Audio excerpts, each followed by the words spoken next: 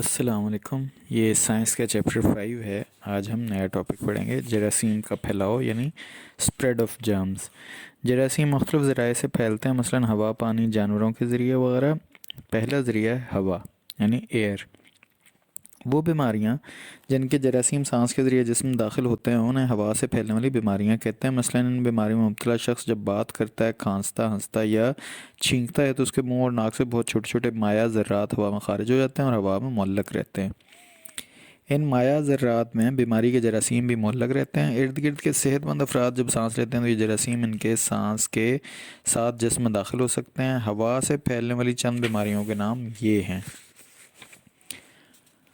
Touch بیماری پیدا کرنے والا جراثیم بالواسطہ یا بلا واسطہ طریقے سے جسم میں داخل ہوتے ہیں. بالواسطہ تعلق میں جلد سے چھونا شامل ہے. مثلا ایک بیمار شخص کے چھونے سے بیماری کے دوسرے شخص میں منتقل ہونا، جیسے خارش کا ہونا. بلا واسطہ تعلق مریض کی آلودہ چیزوں کو ہاتھ لگانے سے بیماری کا ہونا، جیسے مریض کے کپڑے، بستر کی چادریں، کھانے کے برتن وغیرہ. مثال کے طور پر ٹریکوما آنکھوں کی بیماری ہے جو ایک شخص کو چھونے اور استعمال شدہ اشیاء سے پھیلتی ہے. فیسز مریض کے پخانے سے نکلنے والی بیماری کے جراثیم مٹی، خوراک، پانی اور ہاتھوں کے ذریعے جسم میں داخل ہوتے ہیں. بیماریوں کے پھیلنے کے اس طریقے کو اوروفیشل روٹ کہتے ہیں. اس طریقے سے جو بیماریاں پھیلتی ہیں ان میں اسہال، پولیو، یرکان، ٹائیفائڈ یا پیٹ کے کیڑے وغیرہ شامل ہیں. جانور اینیملز بیماری کے جراثیم جسم میں جانوروں کے کاٹنے سے یا ان کی پیدا شدہ چیزوں کو چھونے سے داخل ہوتے ہیں. مثلا جب باولا کتا کسی انسان کو کاٹ لے تو اس کے سلائیوا کے ذریعے جراثیم انسان کے جسم میں منتقل ہو کر ریبیز کی بیماری پیدا کرتے ہیں. ملیریا کے جراثیم بھی مچھر کے کاٹنے سے منتقل ہوتے ہیں.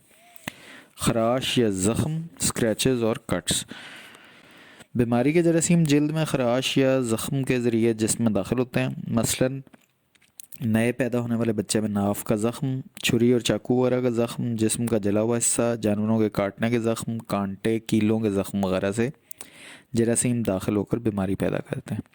پانی، واٹر صاف پانی انسان کے لیے نعمت اور قدرت کا عظیم عطیہ ہے. یہ انسانی صحت اور زندگی کے لیے ایک لازمی جزو ہے. گھروں کا کوڑا کرکٹ، فیکٹریوں کا زہریلا مادہ، کپڑے رنگنے والا آلودہ پانی، گھروں کا وہ پانی جس میں فینائل اور تیزاب شامل ہو، خاص طور پر فصلوں پر کیڑے مار ادویات اور مصنوعی کھادوں میں استعمال ہوا پانی صاف پانی کو خطرناک حد تک آلودہ کر دیتے ہیں. یہ آلودہ پانی انسان کے لیے کئی طرح کی بیماریوں کا سبب بن سکتا ہے.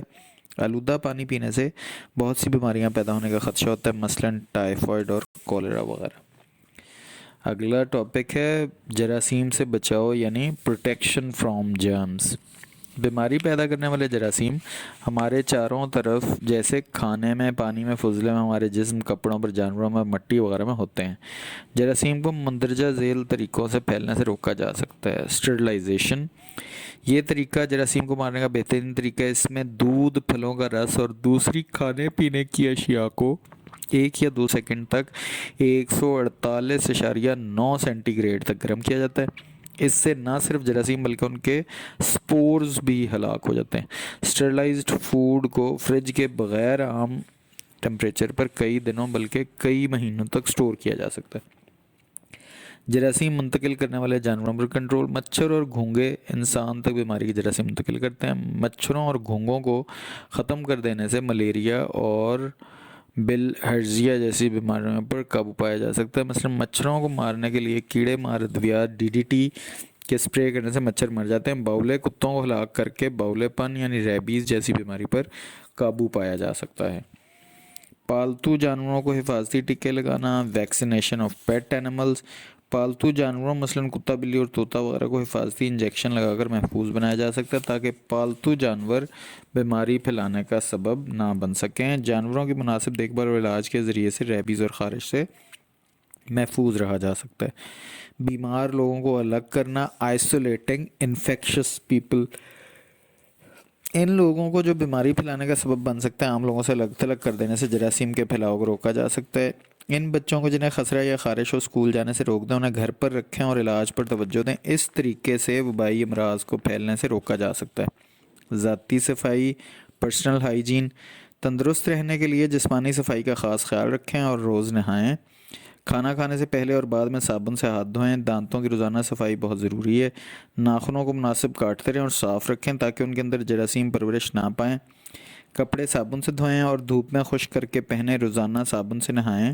بالوں کی صحت کا خاص خیال رکھیں. لیکھوں اور جوؤں کا علاج کروائیں.